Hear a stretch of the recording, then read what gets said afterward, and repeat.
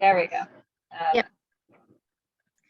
Okay, so this is our second monthly group coaching session to have moi, Dr. Christy Harvell, and Coach Stephanie Lincoln. So hopefully you guys have made contact with Stephanie. If not, this is your opportunity. We will entertain questions while we're on the live. You can put those in the chat for sure. And I just wanted to kind of recap on what we covered last week, or last month rather. So last month on the call, we kind of just talked about what 90-10 is and what 90-10 isn't. And so 90-10, we talk about it's not a diet, it's not over restriction, it's not self-sabotage, it's not a diet, it's lifestyle. It's sustainable, and it's something that you learn and implement and that you can keep in place. And then we were talking about what is 90-10. And so 90-10 is like your foolproof plan. The 90 is 90% of the time you stay on program. And then the 10 is like your built-in insurance plan, that where 10% of the time you don't fall off the wagon or cheat. We don't use those types of words because it's already built in that 10% of the time is allotted for special occasions, birthdays, holidays, travel, vacations, or just even like occasions where you don't have control over what the meal is going to be, or you don't have as many options as you would hope for. And so that is, like I said, your insurance and key to success, because when it's built in, it gets rid of that self-sabotage and just the defeatism. And then we have one bad day which leads to the next bad day and the next bad day. So we think the intelligent design of the 90-10 program is that it lacks the things that make all other diets fail. And we know how it's like a 95% failure rate in the diet industry, and we don't want to be that, right? So this week, we're going to talk about phase 2. So phase 2, and I just want to kind of reiterate, these calls are not only for people that are already 90-10 subscribers or doing coaching. It's for everybody, but we're going to be sharing principles from the 90-10. So if you aren't yet in the 90-10 community, no problem, but you're kind of going to get a sneak peek to some of the highlights. And we're going to show you some behind the scenes and some screen shares and some samples of meal plans and some of the documents that you get in the 90-10 as well. So phase 1 was called refine. So we were trying to cut out some of the carbs and some of the processed foods. And then phase 2 is recharge. And we called it recharge because you're learning how to charge your metabolism and train your body to switch over from being a carb burner to a fat burner. And so Steph's gonna love this and have lots of wisdom to share with you, because Steph, how many years have you been keto or carnivore? 7, a little over 7 years now. Mm-hmm. Yeah. So there is life after low carb, Yeah. like you said. Right. And she's been able to sustain it. And so I want her to share her wisdom on how to do that, because when you become a fat burner, you have more energy and mental clarity. You know, in addition to what most people are motivated is about more like their waistline. But there's so many energy benefits and brain benefits. There's so much stuff published on low carb and or keto or very low carb, which we'll kind of get into some of those acronyms in a little bit, the difference. Just about almost every chronic disease they've written or published some kind of research study that shows that you can obliterate it by cutting out carbs. So oftentimes I'm put on the spot when I get interviewed, like, you know, we share all this wisdom. We have 20 years of experience, clinical experience, and now we're branching out into the virtual world. And people are like, what's one thing? Just if you could only share one thing. And I'm like, oh, thanks, one thing. But I always go back to sugar and carbs. So everybody, regardless of weight, health levels, you know, if you're on prescriptions or not, everybody could improve their health by cutting out carbs. And everybody thinks, oh, but I need carbs. Please, you're going to get carbs. Your vegetables are now your carbs. Right, Steph? Exactly. Yeah. And we'll talk about that. Actually, I was just talking about that with one of our Health by Design nutrition coaching clients. So, good. Oop, you muted yourself. Oh, sorry. I got a phone call right in the middle of me talking, of course. Sometimes those carbs add up. So, you know, we think we're doing the healthier thing by adding more and more vegetables, and we forget that vegetables are actually carbs. So if we're trying to control that for certain, reasons, especially like the most common ones with Health by Design members is adrenal and thyroid, to get the inflammation down, but you're eating like just tons and tons and tons of vegetables and huge salads for like every meal, you don't realize how those carbs add up. So, sometimes even when you think you're doing like the healthier thing, you actually might be harming your body or slowing down your healing at least, by making, seemingly healthy choices. Yep. And I am going to share the macro calculator in a little bit here, just so you guys can see where we're coming up with these numbers. And also that it's not, everybody isn't being given the same cookie cutter suggestions. This is all customizable. It's all individualized to your age, your activity level, your healthcare goals, and then your body composition as well. So, in our program, it's refine, recharge, and then reset. And those are some of the, I think I said it in the wrong order. Reset, recharge, and refine. Yeah. But every program, like even the standard process 21 detox, for example, has like phase 1, phase 2, and then what to do after the cleanse, like how to reintroduce foods. So there's always several phases when you're talking about changing your diet and metabolism. That's because your body composition, your hormones, you can't change everything at once. And once you kind of handle one layer, you go on to the next. And so on phase 2, which is what we're discussing tonight, recharge, this is the second phase. So patients or subscribers have already cut out carbs and learned how to read labels and get rid of some of the processed foods and just eat cleaner in the first phase. And then in recharge, it's kind of fun because of course we're going to push those macros a little stricter and learn how to cut even more of the carbs out while introducing more proteins and healthy fat sources, which we're also going to go over tonight. But it's a little bit easier because at phase 2, you're convinced that it's working, right? By phase 2, you maybe all the pains of like having some detox symptoms are gone, and people are starting to feel more energy, better mood, sleep improvement, less pain, and even like people in phase 2 start to notice that you're feeling better. Like you get comments from family members and co-workers that like, hey, what are you doing? Like you look better, your skin looks great, your eyes are brighter.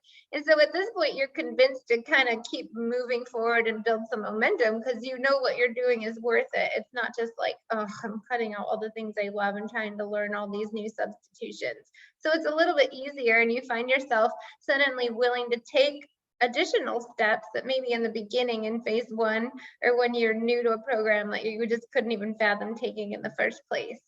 So I think that's super fun. So this phase is not full keto. And then Steph, do you want to talk about like before keto, there is low carb, which is LC. You might have seen like diets that are LC. And then there's very low carb, which is VLC diets. And then you get into keto. So Steph, did you want to just kind of talk about like maybe like the amount of carbs in like low carb, very low carb, and then keto so they can kind of see? Yeah, definitely. That's an important thing to remember is, and not one plan works for everybody, and not one plan works for everybody in different stages of life. So, the importance of what we're doing with you to kind of incorporate all these kind of different kinds of eating plans over the time that you go through 90-10 is to know that you have these tools available to you at any point in time in your life. So as soon as your kind of progression in your health and your body composition stops, or even worse, like starts to decline, you have this other tool that you can use. So I love how the 90-10 lifestyle, you have different choices. You have the 3 phases of eating plans, which are all different. And then you have the intermittent fasting, all the different ways you can do that. Then you have, the alternatives of going into maybe something like keto or even carnivore or kind of a paleo-ish kind of version of that. You have some more plant-based days, you have some more, balanced days. So you have all these different tools to use to keep your body progressing. Low carb can include like a paleo or a Whole30 type of plan. So if you've ever heard of those are the, the typical ones. You're basically eliminating grains. So that takes down a lot of the carbs and the processed sugars. So on some of those plans, you're still allowed to have some a limited amount of types of natural sugars, as in fruit, honey, maybe even maple syrup. So those carbs I would be considered like 100 to 200 grams per day, maybe up to 250. So that would be the range. That would be considered low carb. Very low carb would be considered under 100 grams a day. I would say 50 and below is very low carb. So you have kind of a sweet spot, I think I call it, between 50 and 100 for most people, where you feel the best. And depending on your activity level and where you live and, all that kind of stuff comes into play with how well you feel when you do very low carb. Some people just feel awful even after they get fat adapted, and even just bumping up the carbs like 25 grams, that's the sweet spot. And that's when they feel good. They're like, okay, I'm good. Like I can do very low carb, but even if just a difference of just 25 grams, 50 grams can make a huge difference. So very low carb would be 50 and under. Okay, and that's helpful. I remember when I first started diving into these macros, because I've never been one to really like count macros or look up amounts, because it's not sustainable for most people. But at the same time, you have to do it for a short while until you get familiarized with what a plate looks like and how much of a serving size to have. And so like I remember I looked up potatoes. That's my cheat. Like if I'm gonna have carbs, like I don't even want bread or pasta. Like I go straight for cheesy potatoes. And then at least I get some of my fats. You can put cheese and cream and bacon and get a lot of fat in your potatoes, just so you know, if you're doing them right. But I looked them up and it was like, I don't know, like 44 grams for a normal serving size of potatoes. And I was like, that's your whole dang day worth of carbs. I was like, holy moly. So sometimes getting familiarized with macros is a helpful catapult until you get familiarized. And so we're going to show you a macro calculator. This is our customized macros that we put together after 20 years of clinical practice so that we could kind of, it was important to us to be able to help our online people like guarantee the same results that our in-office people got. And you guys know I'm a chiropractor and a kinesiologist. So like I have the glory of pushing on your arm for muscle testing and pushing on your back to adjust you. And so we had to have some tools to help our online community. So we came up with this macro calculator, and Steph was a big part of it and helped us as well. So I'm going to share my screen because I want you to, I'm going to put an actual patient in like a standard like body shape and size and show you the amounts, because I have a feeling I know what your first reaction is going to be when you see these numbers. And while you're doing that, Dr. Christy, I always, with every nutrition coaching client, I have you start tracking macros before we make any changes. So it's just about the awareness, what Dr. Christy was just talking about, because sometimes you just don't know what you don't know, right? Even just a simple awareness makes you understand like, oh, okay, I got in the habit of eating this, more and more, maybe every day, but I know I really didn't need it, but it's just kind of become a habit.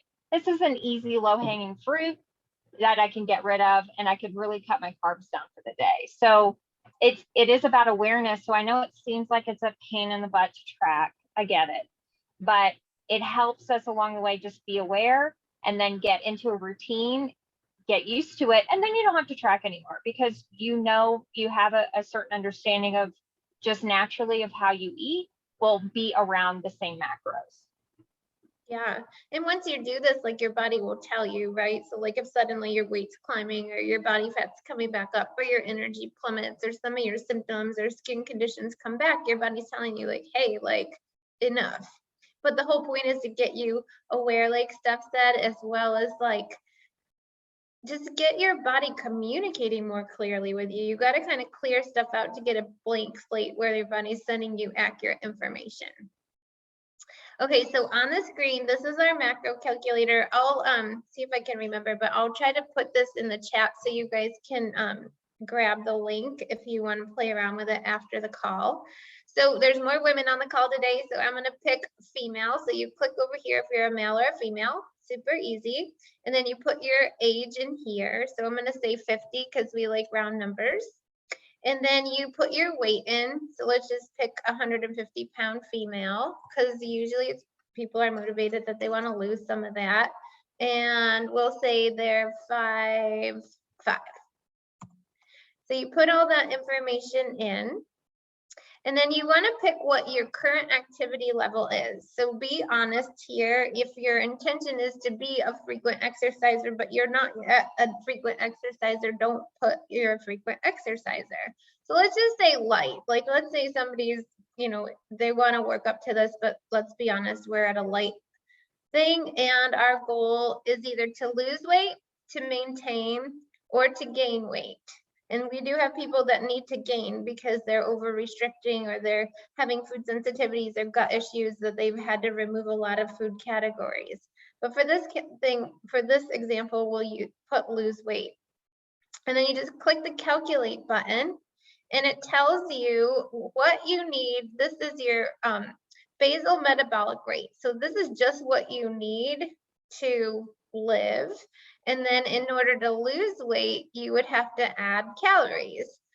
And right away, it puts out your protein need. So if you're 150 pound, 5'5", 50-year-old, you need 120 grams of protein.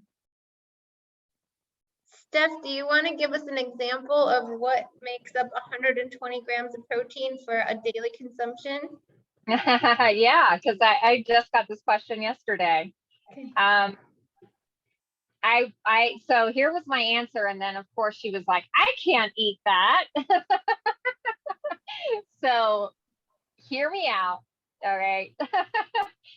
So I would say that's a nice size protein shake plus two, semi-large steaks, a little bigger than your palm size. So 2 steaks and a big protein shake. That'd be about 120 grams of protein per day. Doable. It's doable.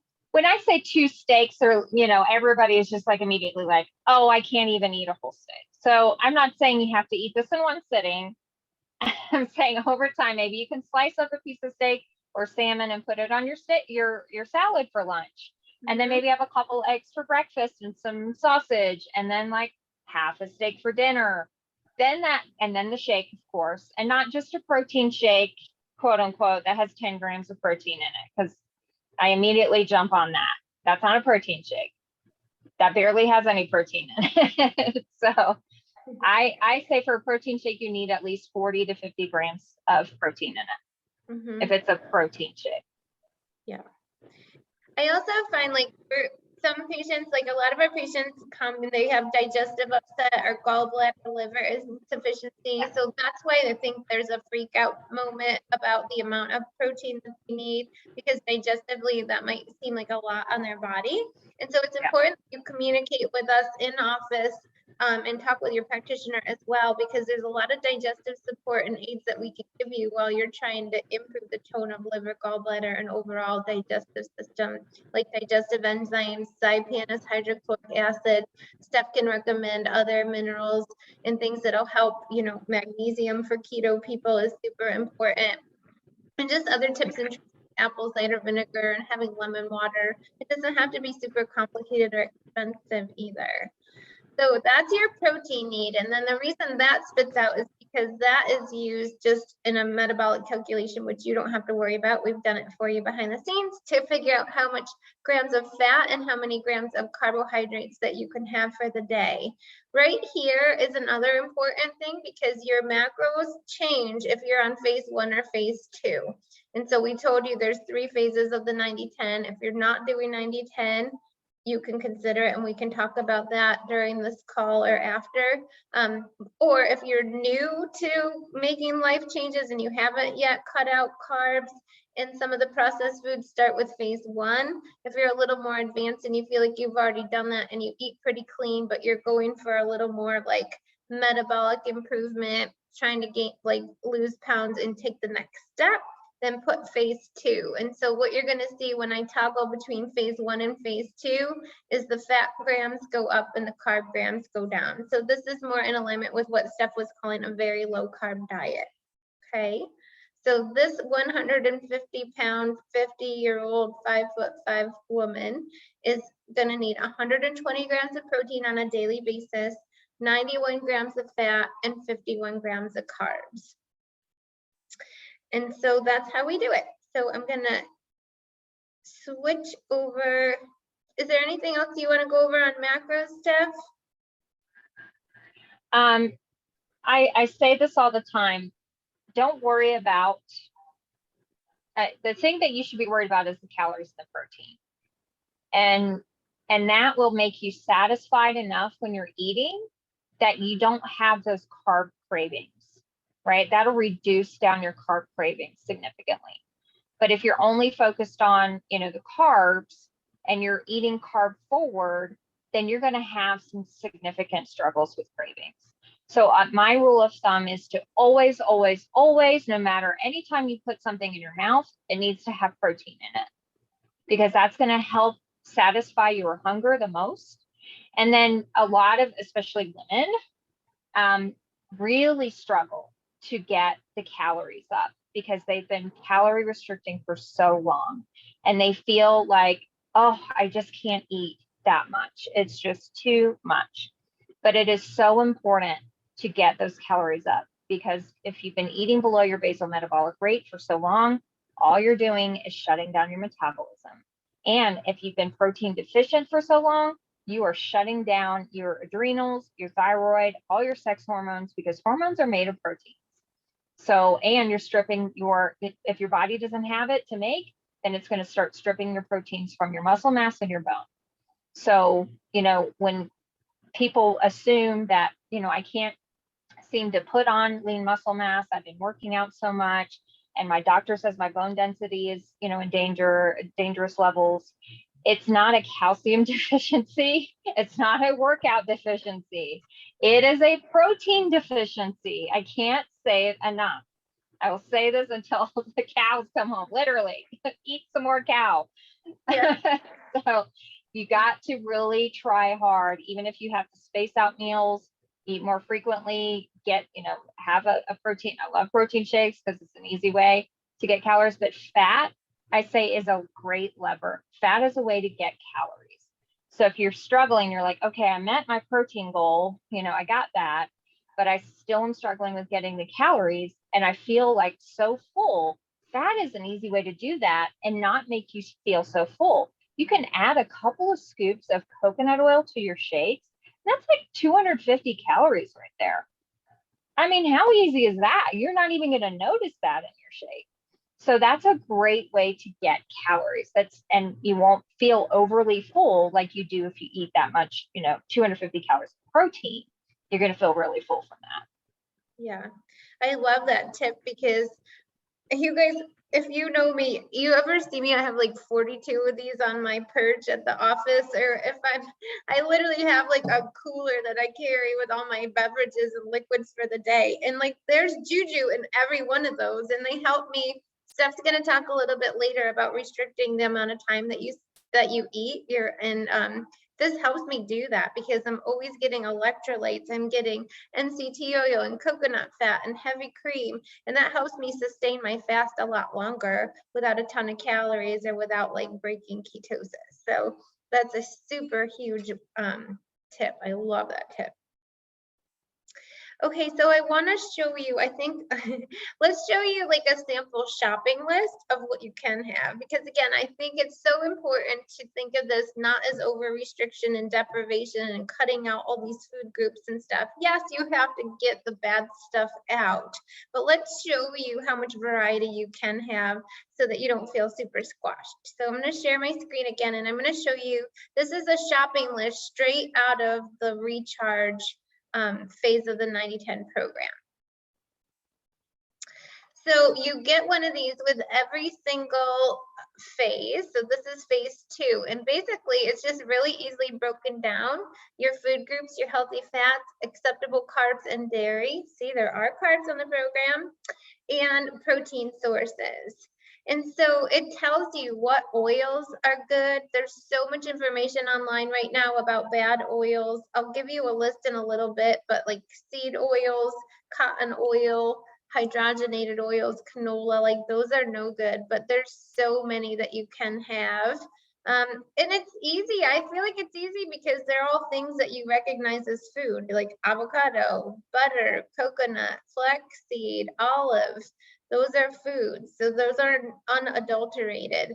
And then there's always little tips down below each category. So it says, for example, choose organic or raw for nuts and nut butters, and unrefined or extra virgin for olive oils. It's also good to get like cold pressed, meaning they don't heat the oils, which will make them turn rancid and turns to, like, basically has the same effect as eating like trans fat. So you don't want that. Nuts, seeds, and butters are awesome ways to get extra fats and are great snacks. They're easy to just take on the run and throw in your bag. You don't have to do anything or prepare them. We're always buying a variety of these things. Unless you're nut or seed intolerant, which we do test you for in our muscle testing. So unless you've been told otherwise, you can have these. And then power fats. And so these are things that add more fats, which are really highly charged calories where you get more energy and your body burns these longer than a shorter fuel source like carbohydrates. And then look, in your acceptable carbs, there's vegetables. And there's a ton of that. We put only the low glycemic fruits because I think people get, I think the natural progression, it's like people that quit smoking and then they start drinking, or they quit smoking and they put weight on because they're just looking for another vice. So fruit can become your vice when you're starting to go low carb and cutting out like the wheat and grains and that kind of thing. So just be careful on that, especially if your goal is to cut insulin resistance to improve your metabolism and to lose weight. So we put just the low glycemic, meaning that it doesn't spike your blood sugar as much as, say, peaches, bananas. People love putting bananas in their protein shakes and smoothies. Big like mistake when you're trying to lose weight. So you can kind of figure that out based on sweetness. If the fruit is more sweet, then it has more sugar in it. So for example, an apple, apples aren't on here. It doesn't mean you can't have apples, but like a green apple, for example, would have a lower glycemic index than a red ripe apple. Okay, kind of makes sense. Dairy, so again, unless you're dairy sensitive, and it says only if tolerated here, tons of ways that you can add extra carbs, but these are also good in fat. So these are good ways to add some fat to the diet as well. I'm Italian, so I just put cheese on everything. Like Parmesan is like Italian salt. Did you guys know that? Although I love salt, Himalayan sea salt.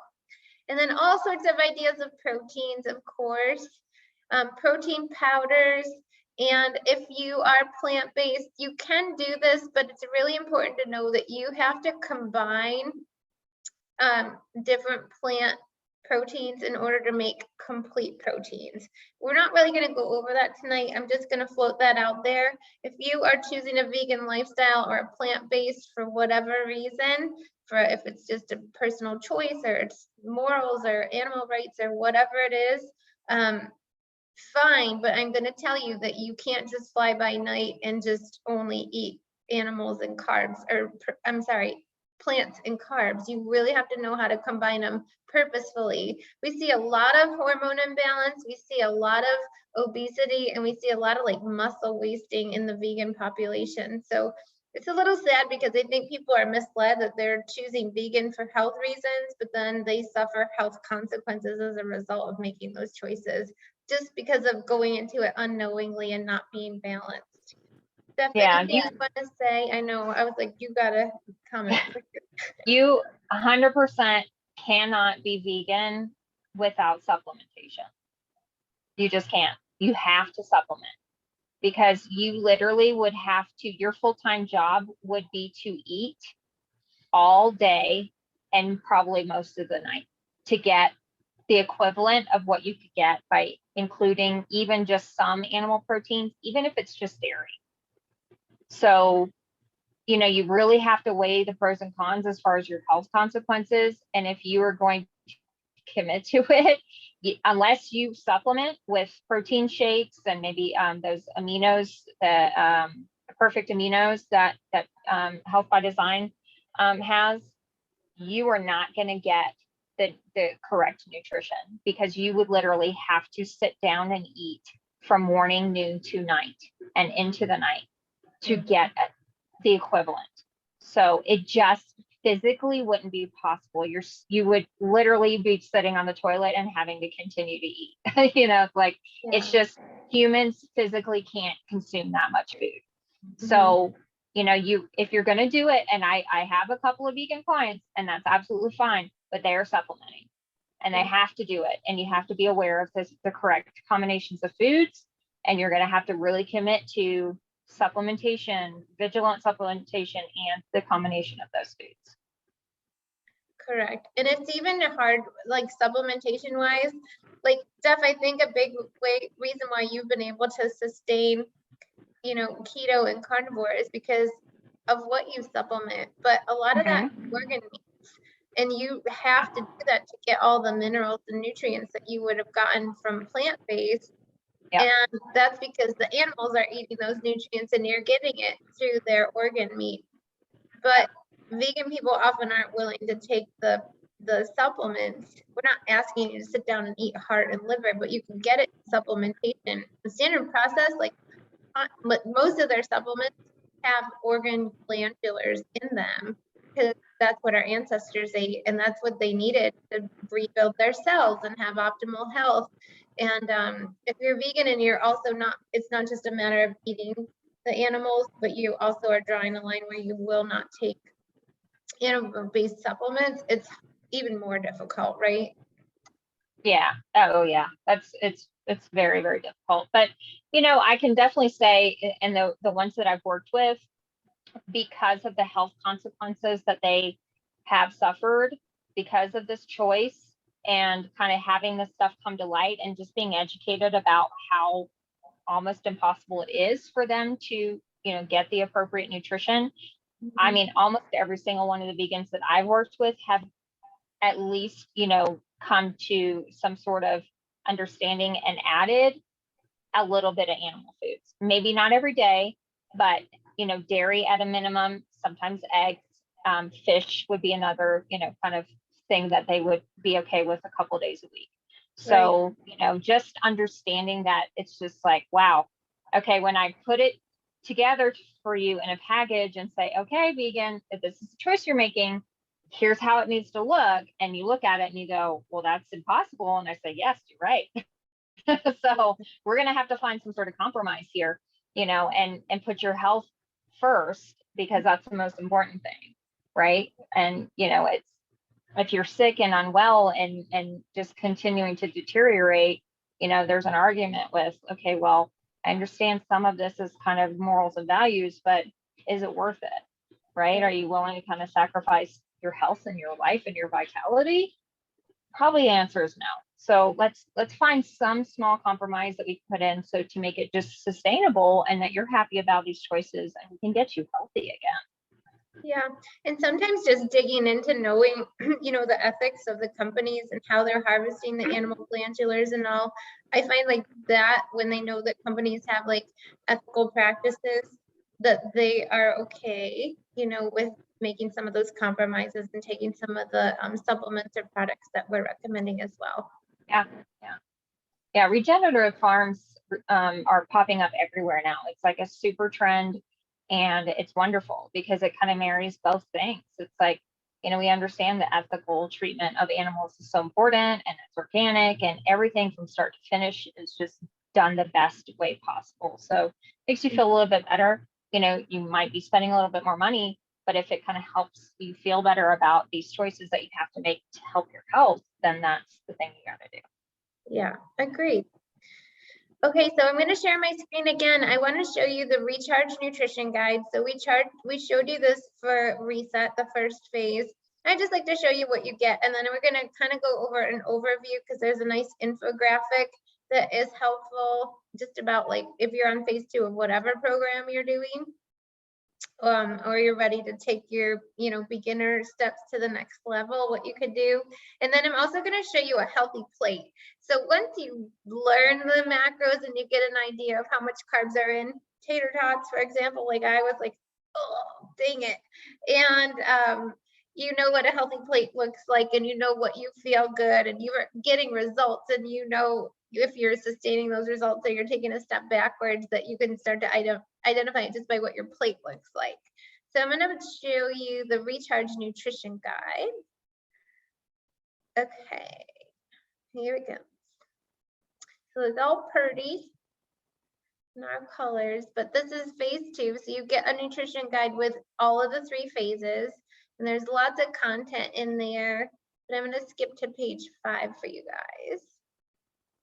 Okay, so page 5, this is the recharge overview, and there's just some info. So we didn't remove all grains and legumes in phase 1 because we were more focused on sugar and then like processed foods, but now we're going to start cutting those in order to get those macros down and get to more of that very low carb diet.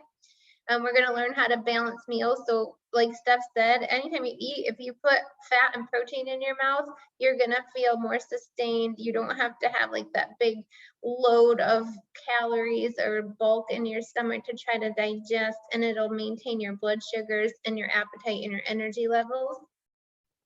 We're going to eliminate processed and pasteurized dairy just because those are known food sensitivities. Now, if you're on Health by Design program and you're getting muscle tested, we can let you know if this is necessary. But for people that we don't have the glory of muscle testing, we're just going to at least decrease exposure to dairy because it's so inflammatory and mucus producing, even if you don't have a sensitivity to it. We're going to learn how to replace sugar and carbs with high quality fats.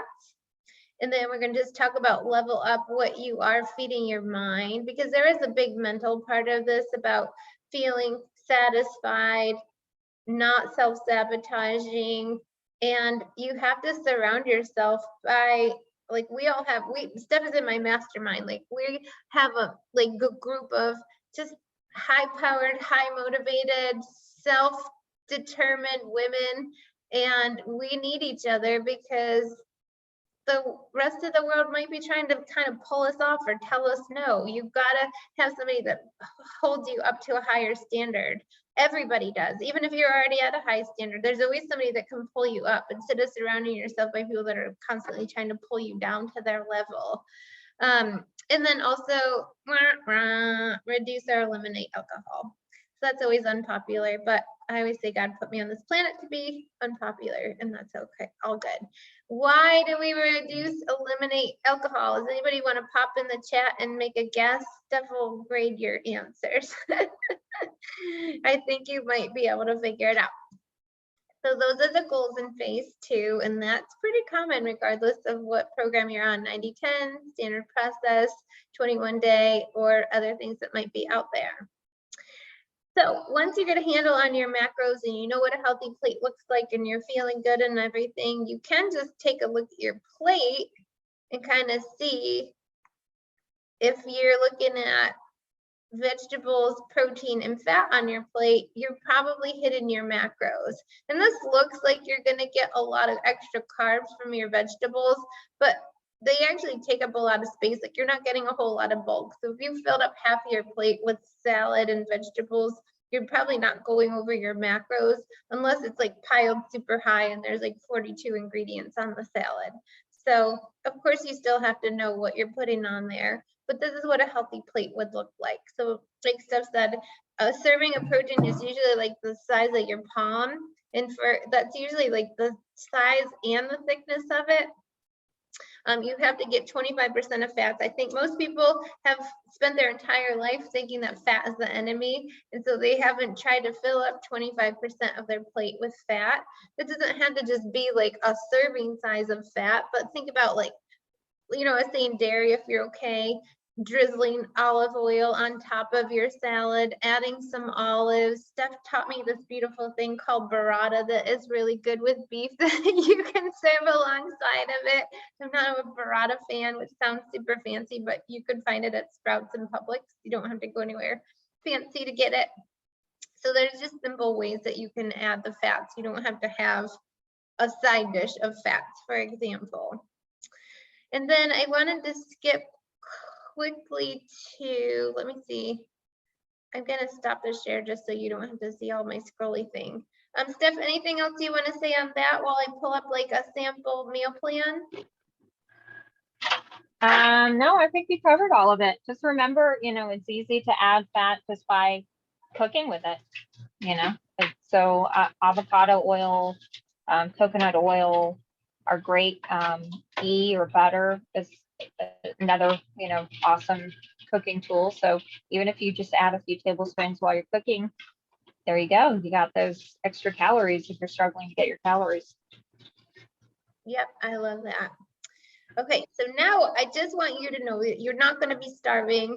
I'm Italian. I love to eat. Maybe not as much as my grandparents and aunts and uncles did, but we definitely were raised around my grandma's dining room table and came to value mealtime and feeling full and trying a variety of different foods. And so these are my recipes. I literally have made it a challenge. I always allow people to give me the challenge, and I made it a life goal to take something that somebody's like apple pie. I'm like, there's gotta be a low carb, healthy, clean version of apple pie. Steph made barbecue sauce. There's chocolate chip cookies in here. We even have pizza in here. Like, this isn't just like bird food, which I think a lot of men, excuse me for saying it so, think like, oh, I can't eat like you. I'm a grown man. And I'm like, well, actually, I probably eat more protein than you do. I don't just eat nuts and seeds all day.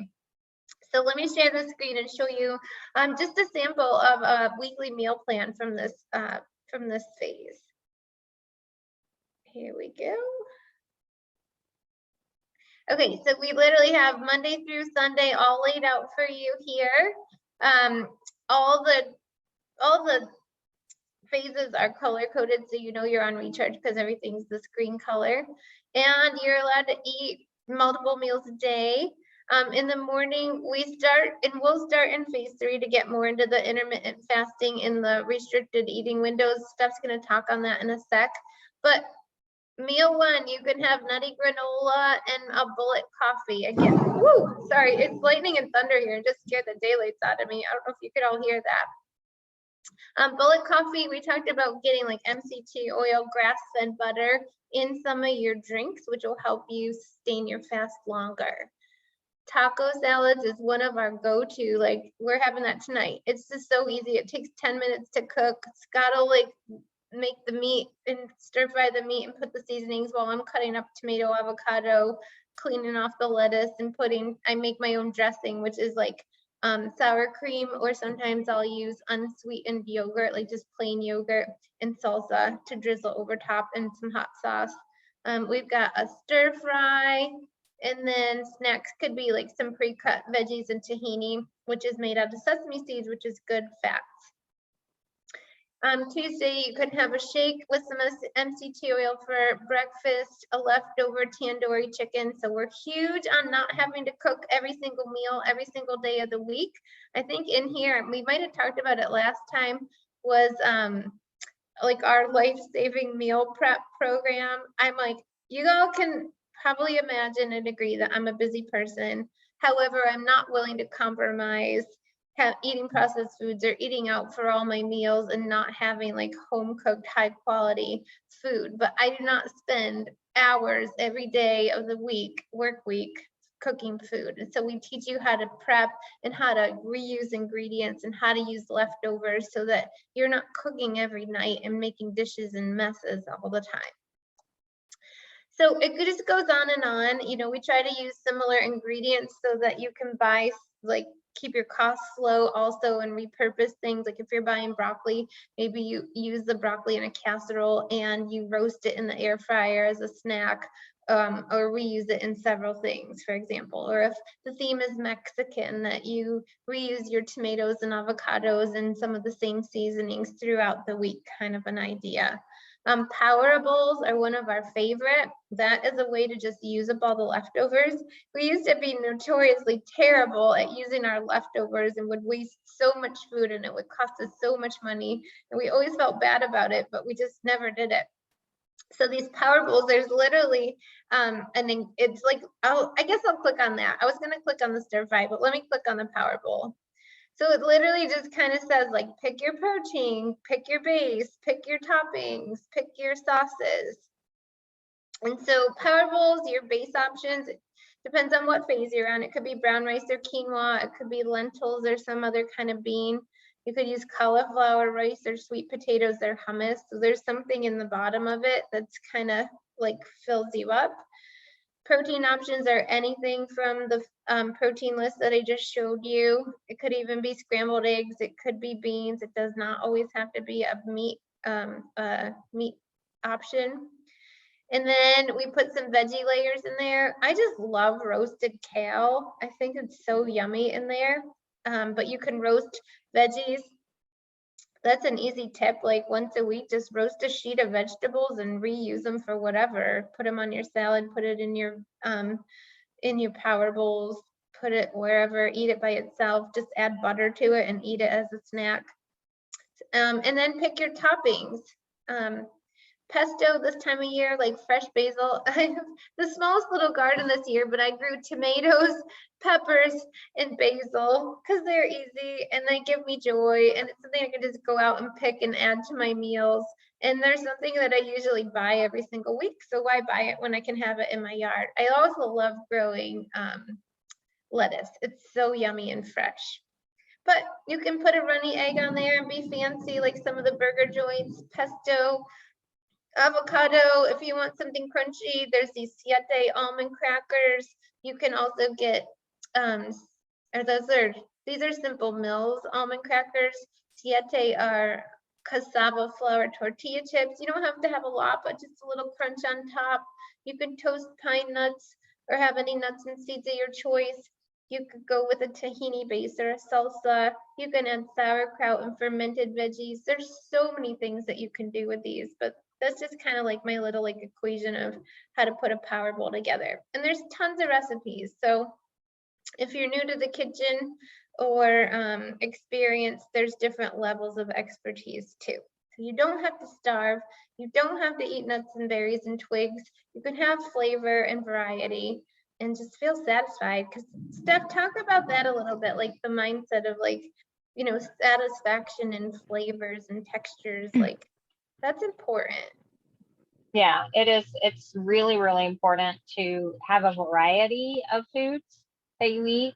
And I know, you know, it's hard for some people because when they transition, they're just used to maybe picking up something on the way home from work. It's through the drive-through, and you know, they get overwhelmed with meal prepping and with all the choices and flavors, and they've just been eating so blandly for so long. Like this can be kind of overwhelming. But you know, once you kind of detox from the processed foods,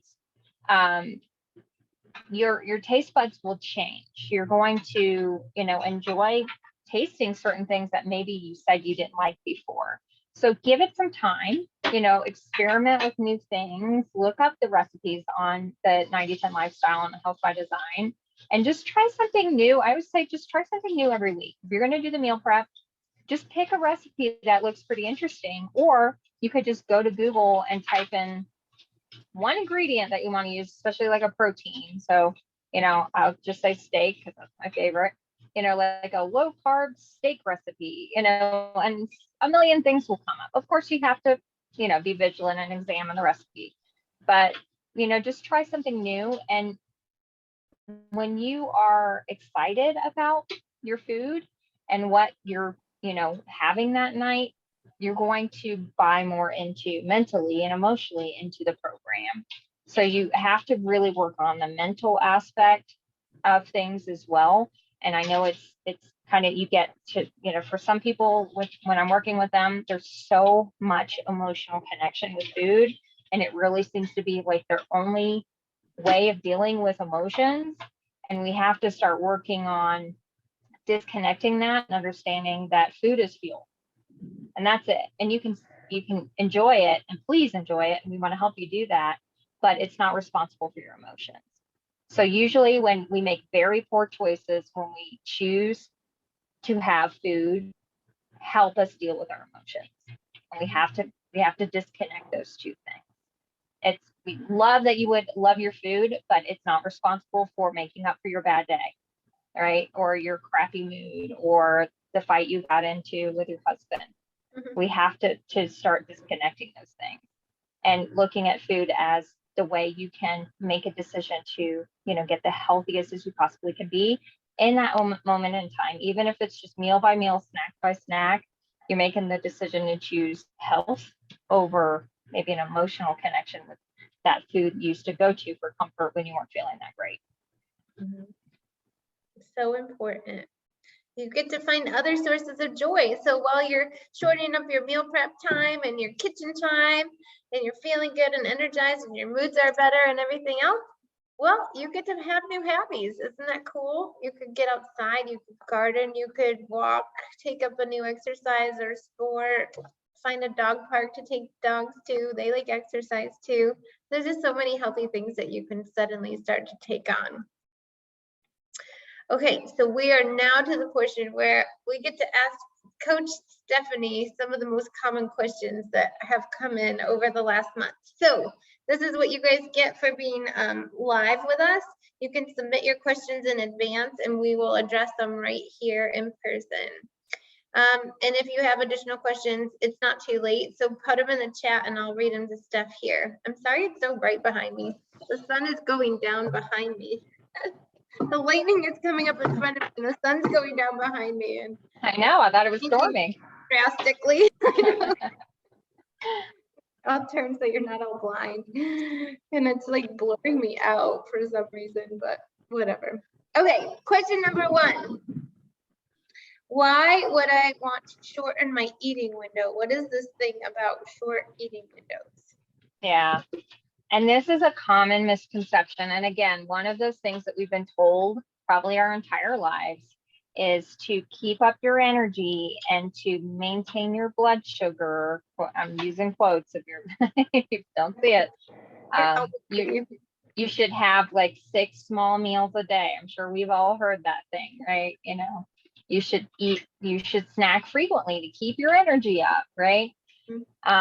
So no, that's absolutely completely false, because if you know anything about biology, and I'll just teach you a little bit right now, what happens when you put anything in your mouth, almost except for like just only fat, you have an insulin response.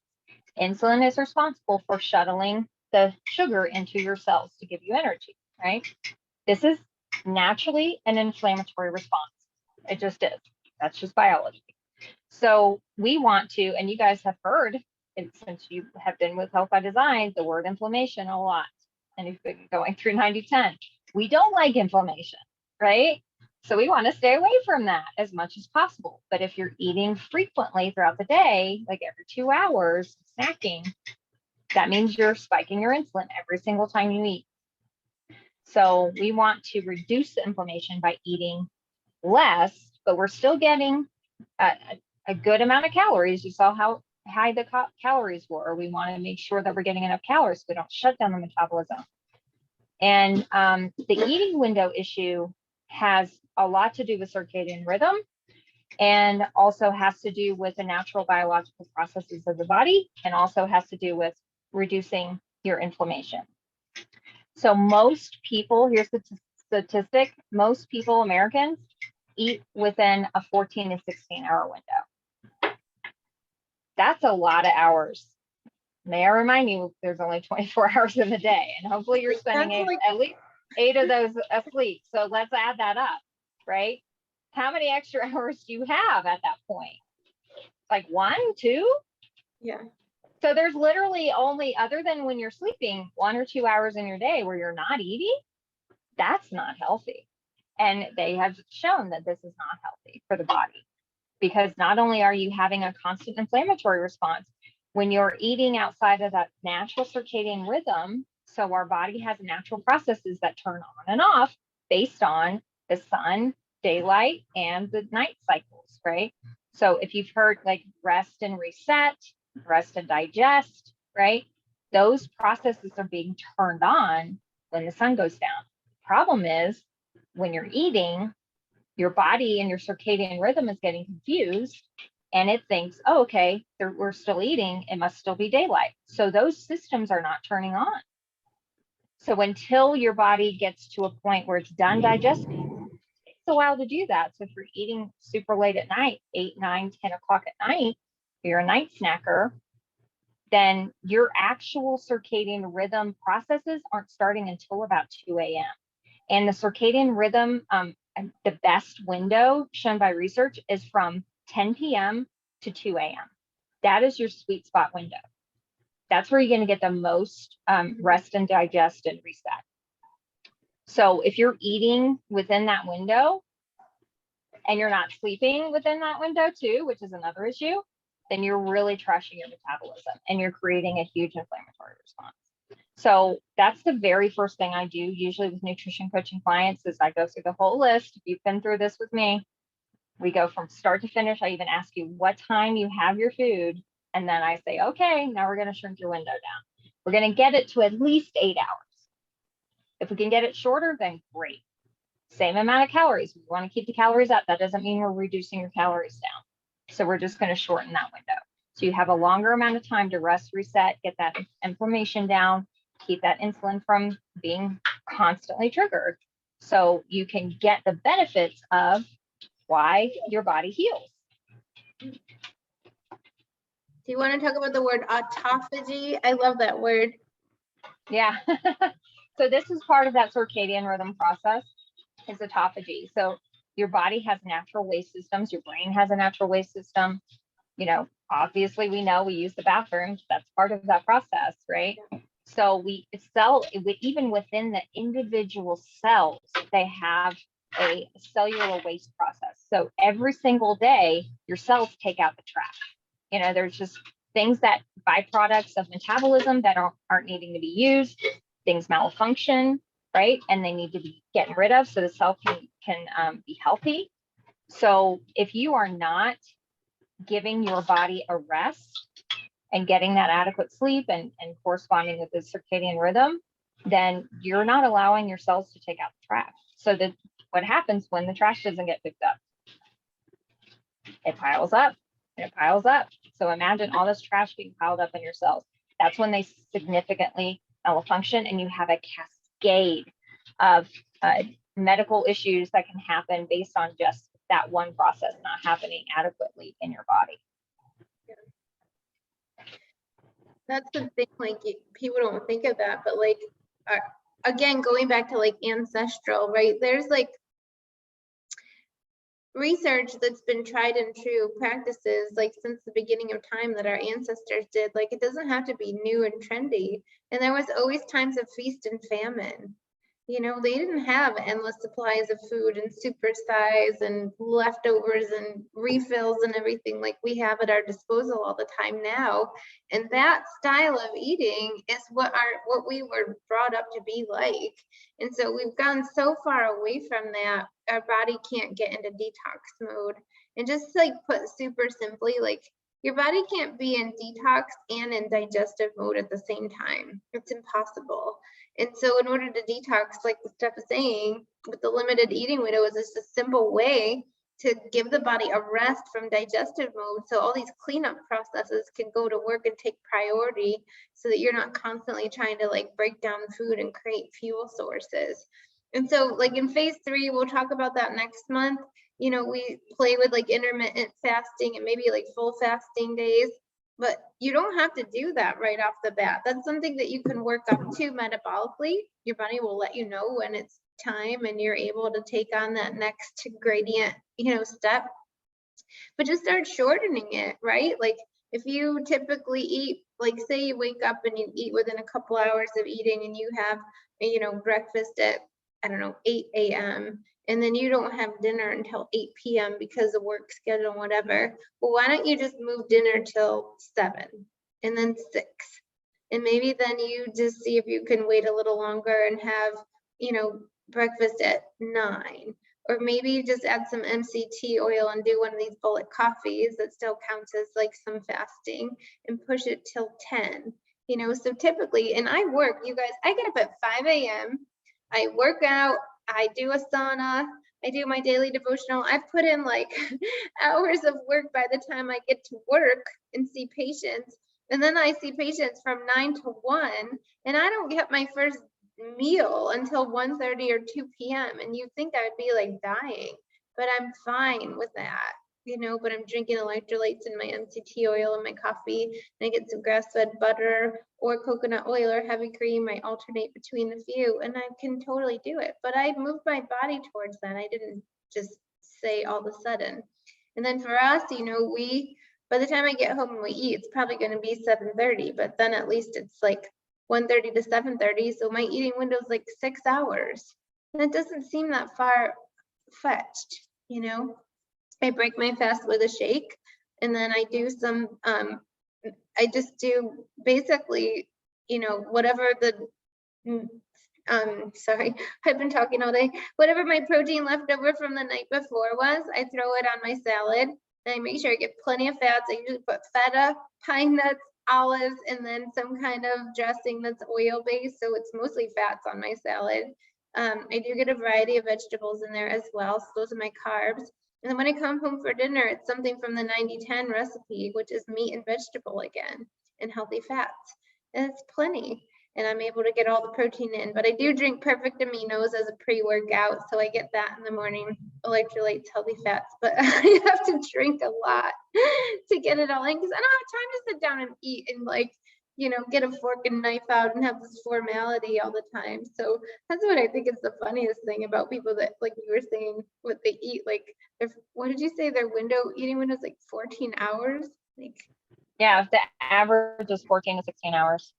yeah, that's like, who has time to eat that anyway? I know, it's a lot of eating. Time. I'm like, that's why I'm sucking down beverages. That's why I'm like home. I'm like, I'm not eating dinner yet, so I got some more electrolytes to get it in because I've been going nonstop all day long. I want to pass out on Zoom recording for you guys. Okay, so next question. That was a good one. We've got 2 more that were the most common.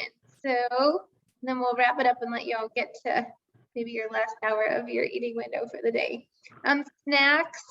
This is a misconception about protein bars. You guys have to be like super careful. Bars are like a hidden gem for bad oils, hidden carbohydrates. Like some of them are just completely made out of dates, which is like straight sugar and a super high glycemic. You have to really be careful about like dried fruits, like dried figs and apricots and dates and that kind of stuff. What other things about snacks and meal bars do you want to talk about?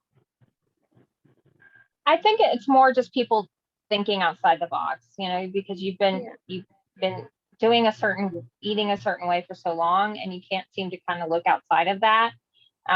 You know, what's the big deal about like eating a little bit of leftovers, you know, for a snack if you need a snack? Like I do that all the time. I'll just look and see, you know, what do we have left over from dinner, you know, yesterday or the day before in there, and heat up a little bit of that. It's not a whole meal. I just put a little bit there, you know. So just think outside the box. It doesn't have to be, you know, like a snacky food. You know, it's like I see so many like crackers and chips, and you know, it's like that's, yeah, I get that. That's the snacky kind of thing. But if you really truly do need to have a snack, then, you know, make it protein centric, and it can just be maybe some rolled up salami or deli meat, you know, or like just think outside the box. It doesn't have to be a snacky food.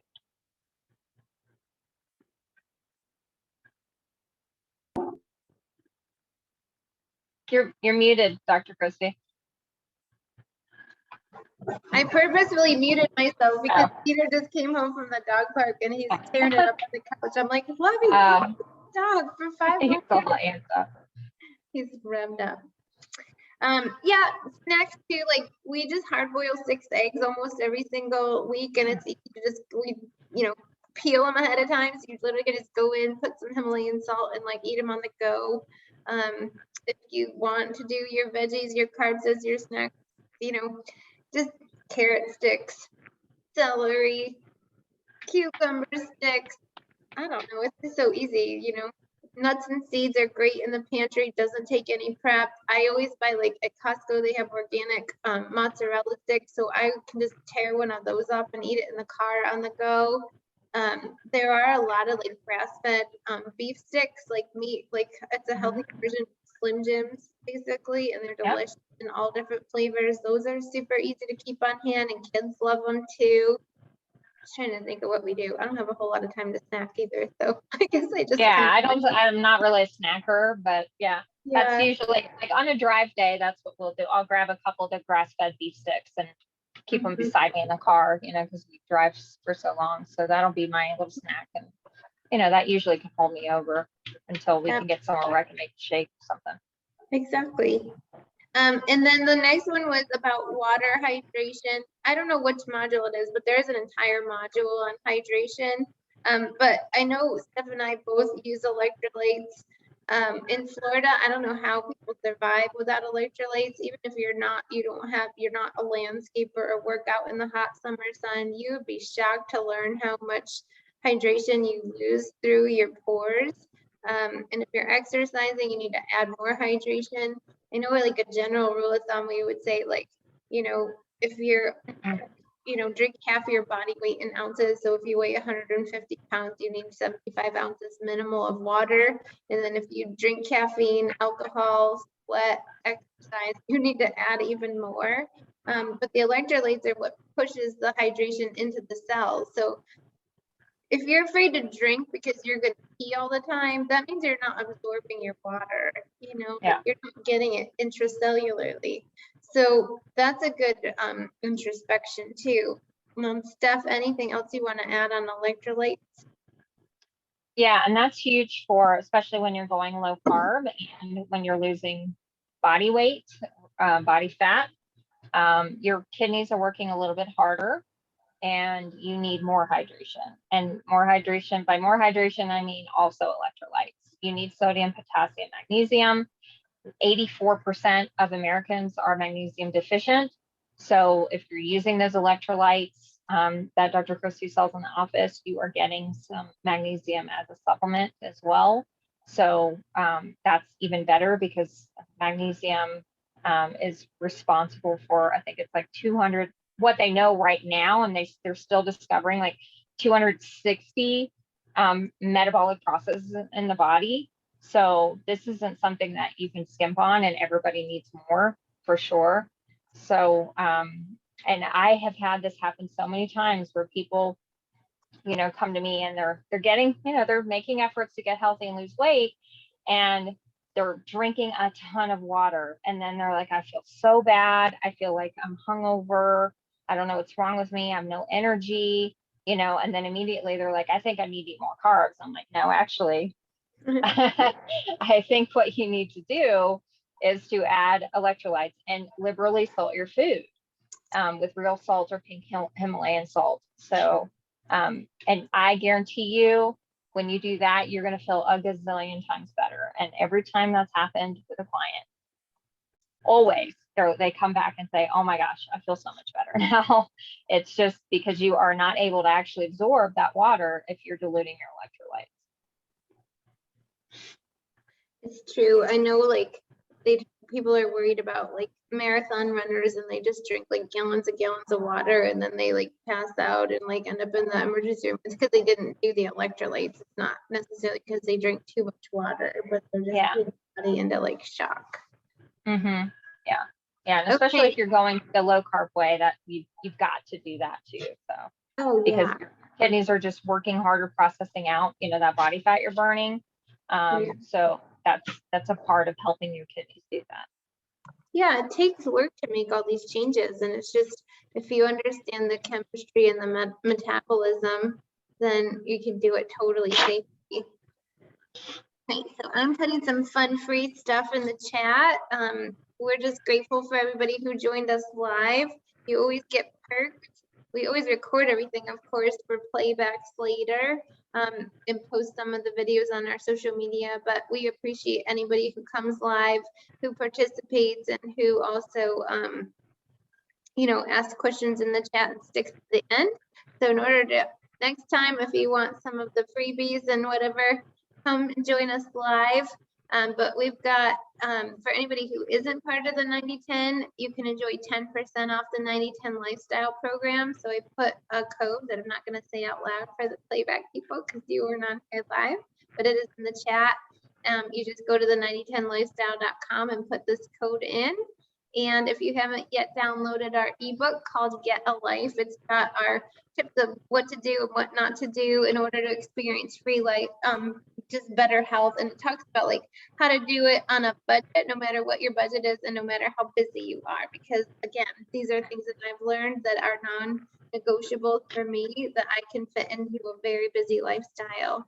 And so that's at the link here, 9010lifestyle.com/get a life book, and you can put this code in as well.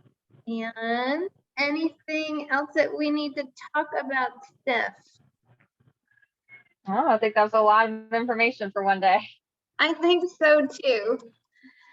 Okay, everybody, thank you so much. And this will be, it's the third Tuesday of the month. Steph and I will be on Zoom, same channel, same time. It's going to be 6:30. Let me see if I can pull it the date for you guys. Definitely submit your questions ahead so we can entertain them on the chat. It should be the third Tuesday in August is the 16th. Yep, so the 16th at 6:30. You can join me and Steph here. One last question came in. Kim asked, do y'all know of any long-term studies on keto? There's a ton. Yeah. Well, Kim, go on. I'll post some of those onto the 90/10 Lifestyle Facebook group. Yeah, that's a great idea. I'll post that there. Yeah, there are tons at this point. Keto, and you know, the previous version of it, the Atkins diet, has been around long enough. I mean, a couple of 2-3 decades now. That there's lots of longitudinal studies on these the health benefits of a low carb diet. Yeah, agreed. Okay. And especially if you're looking for, I mean, if there's a specific condition that you're looking at, Kim, like we're not just talking about weight loss, but if there's a specific condition, I mean, everything from mental health to cancer to type 2 diabetes, you know, so the heart disease. If there's something specific you're looking for, let us know, and we can post some of those studies on there. Yeah, for sure. Yep, and that 90/10 page is a great way to get a hold of us and to learn from each other. You guys post what's working for you, post your food and your recipes. We love seeing what you're doing. We love the inspiration. Share your wins. We love your testimonials. You guys are doing amazing things. And you don't need to hear from me and stuff all the time. You can learn from each other. And sometimes you re-inspire us. Like I learn all sorts of great things from you and learn some tips and recipes and stuff. So we look forward to communicating with you on there. Okay, Steph, any last thoughts? All right. My dog is so hungry, he's eating my arm. I know, I see that. Well, he's a carnivore. He's trying to get some meat. All right, everybody. Thank you. Until next time, and good health naturally. We'll see ya. Bye. Bye.